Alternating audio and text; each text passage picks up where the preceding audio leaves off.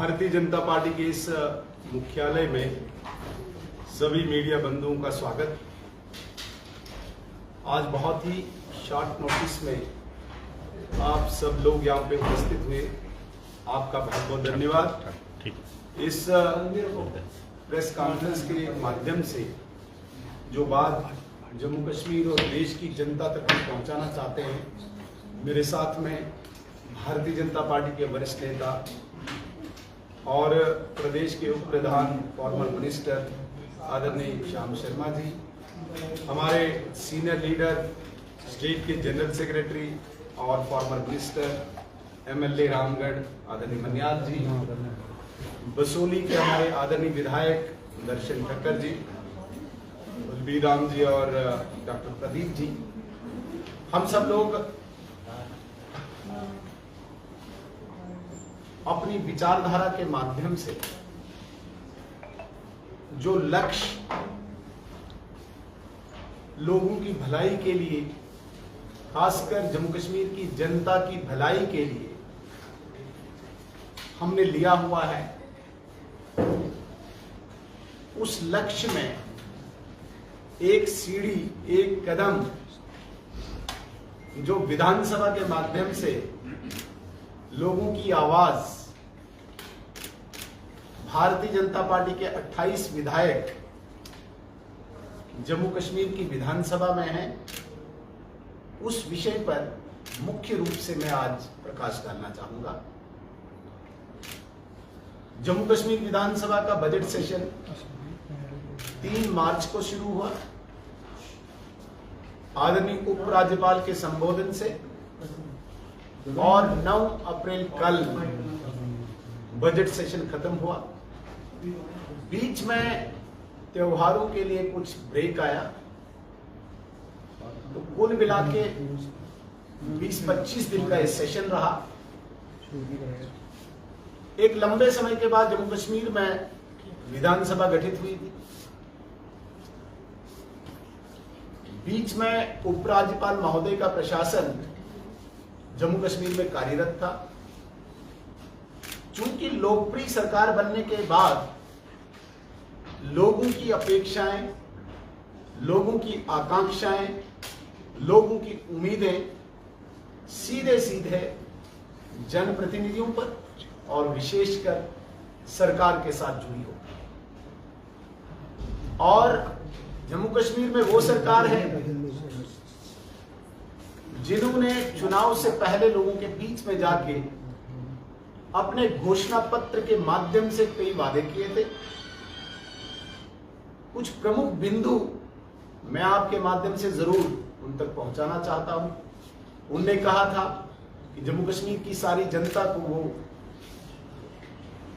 200 unit बिजली free देंगे, सारी जनता को प्रति माह 1 सिलेंडर फ्री देंगे, सारी जनता को 10 किलो अनाज बढ़ाएंगे, मुफ्त देंगे, 1 साल में 1 लाख नौकरियां देंगे, पेंशन बढ़ाएंगे, ऐसी सारी अनेकों योजनाएं, लुभाने वाली योजनाएं कह के उन्होंने सरकार बनाई। और इस 16 अप्रैल को इस सरकार के 6 महीने पूरे हो जाएंगे। इन 6 महीनों में विधानसभा के 2 सेशन हुए, एक बहुत ही शॉर्ट टर्म का था और दूसरा 20-25 दिनों का जो बजट सेशन था, जिसमें इन सारी उम्मीदों को लेके लोग इंतजार कर रहे थे कि शायद पहले 6 महीने में कम से कम 50% वादे पूरे होंगे। लेकिन ऐसा देखने में आया ये सारे वादे खोखले आए। और जिस नेशनल कॉन्फ्रेंस को हम कहते हैं कि ये केवल झूठ की बुनियाद पे जम्मू कश्मीर की जनता को गुमराह करते हैं, वो उनका झूठ फिर सामने आया। विशेषकर तब जब उन्होंने केवल अंत्योदय अन्न योजना के तहत लोगों को अनाज देने की बात कही। अंत्योदय अन्न योजना के तहत इन्होंने 200 यूनिट फ्री बिजली, और वो बिजली भी वो प्रधानमंत्री सूर्य मित्र योजना के तहत जो आती है, जो योजना केवल 2 साल के लिए है। और मुख्यमंत्री जी ने कहा कि हम 5 साल में बिजली देंगे। तो योजना ही 2 साल की है, तो 5 साल से आप कहां से लाओ? तो ये धोखा, ये फ्रेब, ये झूठ जनता के साथ इस सरकार ने किया, इस नेशनल कॉन्फ्रेंस पार्टी ने। हद तो तब हुई जब 7, 8, 9 3 दिन 7, 8, 9 अप्रैल को सरकार ने खुद ही सदन नहीं चलने दिया। ये पहली बार जम्मू कश्मीर के इतिहास में, असेंबली के इतिहास में हुआ जब सरकार ने सदन चलने नहीं दिया। आपने देखा होगा भारतीय जनता पार्टी ने पूरे अनुशासन का पालन करते हुए अनुशासित रूप में सदन को सार्थकता से चलाया और एक रेलेवेंस जिस प्रकार से दिखाना होता है वो दिखाया। जहां जहां पे भी लोगों की समस्याओं की बात थी, भारतीय जनता पार्टी उनको उजागर करना चाहती थी, लेकिन लगातार सदन को भंग करके, सदन को न चलने देना, डिसरप्ट करके नेशनल कॉन्फ्रेंस ने ये स्पष्ट कर दिया कि वो लोगों के मुद्दों पे बात नहीं करना चाहती है। सरकार लोगों की अपेक्षाओं, लोगों की उम्मीदों को पूरा नहीं करना चाहती है। तो इस प्रकार की ये जो घटनाएं हमारे सामने आई, मैं उनका उल्लेख आपके सामने करना चाहूंगा। विशेषकर जो एक प्राइवेट मेंबर एक बिल लाया था, रेजोल्यूशन आया था, जिसमें स्टेटहुड पे चर्चा हुई थी, राज्य के दर्जे पे चर्चा हुई थी। भारतीय जनता पार्टी भी चाहती थी कि इस पे डिबेट हो, इस पे चर्चा हो और हम बताएं कि जो नेशनल कॉन्फ्रेंस, जो सरकार इस वक्त राज्य चाहती है, उसकी करतूत क्या रही है। जब उनके पास पुलिस रही है, जब उनके पास पूरा राज्य रहा है, किस प्रकार से लोगों की यहाँ पे मुझे लगता है कहने में इसमें कोई परहेज नहीं है, लोगों को किस प्रकार से सताया गया है। आपने देखा होगा अनेकों ऐसे यहाँ पे मैसेकर्स हुए, अनेकों यहाँ पे टारगेट किलिंग्स हुई, तब हुई जब यहाँ पे नेशनल कॉन्फ्रेंस की सरकार थी। आज भारतीय जनता पार्टी की सरकार, केंद्र का गृह मंत्रालय जो कानून व्यवस्था जम्मू कश्मीर में देखता है, आज हम दावे के साथ कह सकते हैं कि जम्मू कश्मीर में शांति आ चुकी है। आज आतंकवाद डिक्लाइन हो चुका है, आज अलगाववाद ध्वस्त हो चुका है, आज पत्थरबाजी खत्म हो चुकी है।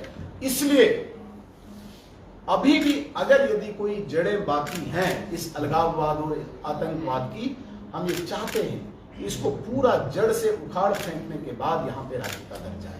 लेकिन हम किसी भी कीमत पे नेशनल कॉन्फ्रेंस के उस राज्य के दर्जे के साथ नहीं है जिस राज्य के दर्जे में नेशनल कॉन्फ्रेंस का एक सीनियर लीडर विधानसभा में कहता है कि पाकिस्तान के साथ बात हो रहा है, जिस राज्य के दर्जे में विधानसभा में नारे तकबीर अल्लाहू अकबर के नारे लगे। ये कोई जामा मस्जिद नहीं है जहां पे आप नारे तकबीर अल्लाहू अकबर कहोगे, जहां आप नारे रिसाला कहोगे। ये विधानसभा है, यहाँ पे लोगों के इश्यूज को डिस्कस किया जाता है, यहाँ पे लोगों की समस्याओं का समाधान निकाला जाता है, जनप्रतिनिधियों से जो उम्मीदें लोगों की होती हैं वो पूरी की जाती है। लेकिन नेशनल कॉन्फ्रेंस इस प्रकार का राज्य चाहती है जहां पे नारे तकबीर अल्लाहू अकबर इस लेजिस्लेटिव असेंबली में नारे लगे। मैं स्पष्ट कर देना चाहता हूं, 1989 में जब कश्मीरी पंडितों का एक्सोडस हुआ था, उस वक्त भी इन्हीं नारों का सहारा लिया था नेशनल कॉन्फ्रेंस ने। आज जिस प्रकार से ये लेजिस्लेटिव असेंबली में एक जहाद की एक संकेत देते हैं, इसको हम कभी भी एक्सेप्ट नहीं करेंगे। और जम्मू कश्मीर की राष्ट्रभक्त जनता कभी भी ऐसे राज्य के दर्जे को एक्सेप्ट नहीं करेगी जिस राज्य के दर्जे में असेंबली में नारे तकबीर अल्लाहू अकबर हो, जिस राज्य के दर्जे में पाकिस्तान से बातचीत हो, जिस राज्य के दर्जे में रेडिकलाइजेशन हो। किसी भी कीमत पर जम्मू कश्मीर में राष्ट्रभक्त जनता ऐसे स्टेटहुड को एक्सेप्ट नहीं करेगी। हम वो स्टेटहुड चाहते हैं जिसमें शांति है। आज पूरे जम्मू कश्मीर में आज टूरिस्ट, आम जितना भी टूरिस्ट है, किसी भी क्षेत्र में, किसी भी जिले में बड़े आसानी से घूम सकता है, एक आम आदमी घूम सकता है। आज जम्मू कश्मीर में किसी भी जगह पे कोई हुर्रियत का कैलेंडर नहीं चलता, कोई हड़ताल नहीं चलती। बड़ा अजीब लगता है जब नेशनल कॉन्फ्रेंस एमएलए नहीं, मसरत आलम जैसे जिस प्रकार से अलगाववादी यहाँ के वो लफंगे थे, उनके उस नैरेटिव को जिंदा करना चाहते हैं। हम वो राज्य का दर्जा चाहते हैं जहाँ पे आम जम्मू कश्मीर का नागरिक सुरक्षित हो, जहाँ पे आम जम्मू कश्मीर का नागरिक शांतिमय जीवन जिए। ऐसे राज्य की कल्पना भारतीय जनता पार्टी करती है और भारतीय जनता पार्टी की सरकार वो कमिटमेंट भी करती है। सबसे बड़े सर्वोच्च स्थान संसद में सबसे बड़े नेता ने कमिटमेंट की है, प्रतिबद्धता दोहराई है कि हम राज्य का दर्जा देंगे, लेकिन शांतिपूर्ण राज्य का दर्जा देंगे। आज हमें जो विरोध है इस सरकार से, हम चाहते थे जम्मू कश्मीर में डेली वेजेस पे चर्चा हो। जो डेली वेजर्स सड़कों पे, जिन डेली वेजर्स ने बड़ी आशा की थी सरकार बनने के बाद, देखिए राष्ट्रपति शासन में ये चीजें हो सकता है स्किप हो जाती है, ये राष्ट्रपति शासन था, लेकिन लोकप्रिय सरकार, पॉपुलर गवर्नमेंट इसको स्किप करे, कोई प्रावधान न बजट में लाए और उन लोगों के साथ जिन लोगों के साथ इन्होंने वादे किए थे, तो डेली वेजर्स के साथ इन्होंने कोई चर्चा नहीं की। डेली वेजर्स के मुद्दे को कोई इन्होंने चर्चा के लिए, हमने जो एडजर्नमेंट लाया था उसको एक्सेप्ट नहीं किया। हम चाहते थे जम्मू कश्मीर में अनएम्प्लॉयमेंट पे डिस्कशन हो, इन्होंने होने नहीं दिया। तो बड़ी बदकिस्मती से हमें आज इस प्रेस कॉन्फ्रेंस के माध्यम से कहना पड़ रहा है कि भारतीय जनता पार्टी एक अनुशासित पार्टी है। हमारे विधायकों ने अनुशासन का पालन किया और जिस प्रकार से सरकार ने अपनी नालायकी और जिसे कहेंगे कि हम एक इंतहा, एक एक्सट्रीम पे जाके जिस प्रकार से एक रेडिकल लोगों की तरह उन्होंने वहां पे बिहेव किया, वो स्पष्ट जाहिर करता है कि उनको लोगों की चिंता नहीं है, जम्मू कश्मीर की चिंता नहीं है। वो दोबारा से धर्म के नाम पे विभाजन करना चाहते हैं जम्मू कश्मीर को। इसका हमें बहुत अफसोस है। मैं निवेदन करूंगा पहले श्यामलाल शर्मा जी से, फिर मन्याल जी से। ये भी पार्टी का पक्ष बहुत शार्प में है। मुझे लगता नहीं है कोई गुंजाइश रह गई है। अब आदेश हुआ है हमारे लीडर ऑफ द अपोजिशन, तो मैं इतना ही कहूँगा जो मेरे एज ए पॉलिटिकल स्टूडेंट और एक विधायक होने के नाते तीसरी बार मैं चुन के आया हूँ, और मेरे ये दोनों साथी जो हैं दो बार के विधायक और मंत्री रहे हैं, मैंने ऐसी कभी भी पास्ट प्रैक्टिस नहीं देखी। एक रॉन्ग प्रेसिडेंस जो है वो नेशनल कॉन्फ्रेंस की हमेशा रही है। अगर 1931 से लेके देखेंगे और 1947 के बाद जब यहाँ पे पहले प्राइम मिनिस्टर आए, फिर आज चीफ मिनिस्टर हैं, उन्होंने उसी तनख्वाह में काम किया। लेकिन मैं हाउस की बात करूंगा, नॉन इशू को इशू बना के, और ये हमेशा पॉलिटिक्स, इशू बेस्ड पॉलिटिक्स करते हैं और यहाँ के लोगों को इमोशनल ब्लैकमेल करते हैं, लेकिन लोग इसके लिए बड़े सचेत हैं। तो जो हाउस में जिस तरह से एक सत्ता पक्ष को वहां के जो कार्य प्रणाली है उस पे काम करना चाहिए था, तो मुझे इस किस्म का इतिहास में कहीं भी मिसाल नहीं मिलती है। और जिस तरह से मैं ये भी कहूंगा बड़े बासूब के साथ, जिस तरह से चेयर ने भी हाउस को इन ऑर्डर रखना था, मुझे लगता है कि कहीं ना कहीं वो एक फिक्स्ड मैच था नेशनल कॉन्फ्रेंस की सरकार को सेफ पैसेज देने के लिए, क्योंकि 6 महीने से ज्यादा उनको होने जा रहे हैं, जहां होने वाले हैं, और उनकी कमिटमेंट थी कि हम 32,000 जो सैंक्शन वेकेंट पोस्ट है उसको फिल करेंगे, 1 लाख नई पोस्ट क्रिएट करेंगे। और ऑनरेबल हमारे एलओपी साहब ने बता दिया है, राशन की बात हो, पेंशन की बात हो, और वो उन्होंने कहीं ना कहीं आईवाश राशन का किया है। वो किनका किया है वो आप हमसे ज्यादा जानते हैं, और कितनी फैमिलीज हैं। तो मैं ये कहूंगा कि ये एक बड़ा जो ये दायरा है हमारा, सबसे बड़ा डेमोक्रेसी का मंदिर है हमारी जम्मू कश्मीर रियासत में। लेकिन जिस तरह से ट्रेजरी बेंचेस ने और खुसूसन तौर पर सरकार ने एक नॉन इशू को इशू बना के, और लीडर ऑफ द हाउस, ये पहली बार ऐसी प्रेसिडेंट्स है कि जब समापन हुआ, हाउस साइंड आई हुआ, तो leader of the house last के 3 दिन में वहां नहीं था, क्योंकि उनकी तरफ से ये सारी चीजें जो है, और कहीं ना कहीं चेयर से भी अंडरस्टैंडिंग से उन्होंने ये बात कही। और लास्ट जो 3 दिन का बिजनेस था, जिस तरह से आदरणीय सुनील जी ने कहा है, उसमें प्राइवेट मेंबर बिल और रेजुलेशन, और ये पहली बार हुआ है कि ये जो डेली वेजेस, डेली रेटेड और कंसोलिडेट और अडाक का है, ये प्राइवेट मेंबर का बिल था। और हम चाहते थे, क्योंकि हमने डे 1 ये कहा था कि भारतीय जनता पार्टी एक अनुशासित पार्टी है, हम डिसिप्लिन सोल्जर हैं, चाहे हम विधायक हैं हाउस में भी और हाउस के बाहर भी, हम कंस्ट्रक्टिव अपोजिशन करेंगे। मुझे लगता है वो कहीं ना कहीं जम्मू कश्मीर के लोगों का जो हम पे भरोसा था इस असेंबली पे, उसके मर्यादा को नेशनल कॉन्फ्रेंस की सरकार ने, और कहीं ना कहीं मैं फिर कहूंगा बड़े वसूख के साथ कि चेयर ने भी उनका साथ दिया है। मुझे इतना ही कहना है। आपका धन्यवाद।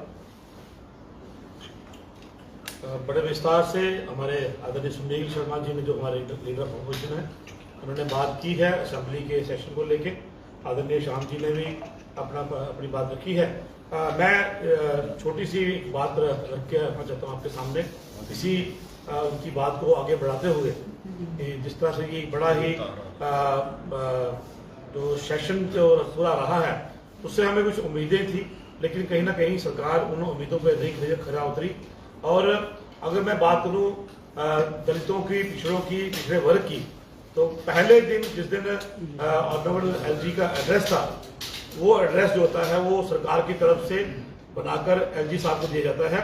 वो पढ़ते हैं एलजी साहब के एड्रेस में, और उसके बाद लीडर ऑफ द हाउस अपने चीफ मिनिस्टर के एड्रेस में, दोनों के एड्रेस में कहीं भी शेड्यूल कास्ट वर्ग का, अनुसूचित जाति वर्ग का ना तो नाम आया, ना उनके बारे में कोई बात की गई। और आप देखेंगे बजट के अंदर जितने भी प्रावधान थे उसमें SC ST में बात कर ST की बात की गई, लेकिन शेड्यूल कास्ट की कहीं कोई बात नहीं की गई। उनके वेलफेयर की स्कीम्स की बात नहीं की गई, उनके लिए फंडिंग की बात नहीं की गई। इसी तरह एक बहुत बड़ा मुद्दा है यहाँ पर जो रिजर्वेशन प्रमोशन, उसको आज सुप्रीम कोर्ट ने यूटी को दिया है। सरकार से कहा है कि नाउ इट्स योर प्रेरोगेटिव, आप एक क्वांटिफाइबल डाटा लेके देखिए, अगर एडुकेट रिप्रेजेंटेशन नहीं है तो ये जो रिजर्वेशन प्रमोशन जो यहाँ लागू हो सकती है। लेकिन बड़ा अफसोस होता है कि लगभग 10 MLAs ने ये सवाल जो है सरकार से किया था, लेकिन एक भी जवाब जो है वो पूरे तरीके से नहीं आया, सेटिस्फैक्ट्री रिस्पांस वहां से नहीं आया। जो बातें सुनील जी ने कही, श्याम जी ने कही, मैं उसमें ही ये आगे कर रहा हूं, मैं दोहराऊंगा नहीं बाकी बातें। लेकिन कुल मिलाकर एक बड़ा ही मुझे लगा कि एक नकारात्मक जो सोच है सरकार की, उसी तरह का ये सेशन भी रहा। जो उम्मीदें थी उन उम्मीदों पर सरकार नहीं खरा उतरी।